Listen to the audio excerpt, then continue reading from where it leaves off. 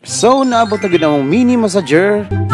So, for sure, daw tabang sa atong kinabuhi, guys. Ato i-unwrap, guys, para makita na nato unsay sulod. Pero mag-Tagalog pala tayo for today's video. Kasi may mga Tagalog viewers tayo dito na mahirapan sumabot sa atin sa kalisod ng buhay. So, ayan na yung mga inclusions niya, guys. And idikit natin yung remote niya sa mismong pad na didikitan ng katawan natin.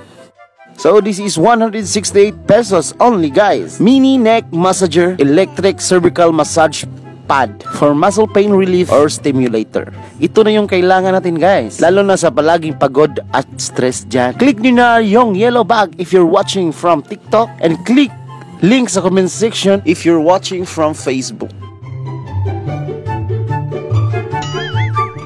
So, meron pala siyang 8 different modes massage, guys, and it can be used about 160 minutes after 1 hour of charging. The greater the strength, the greater the power consumption.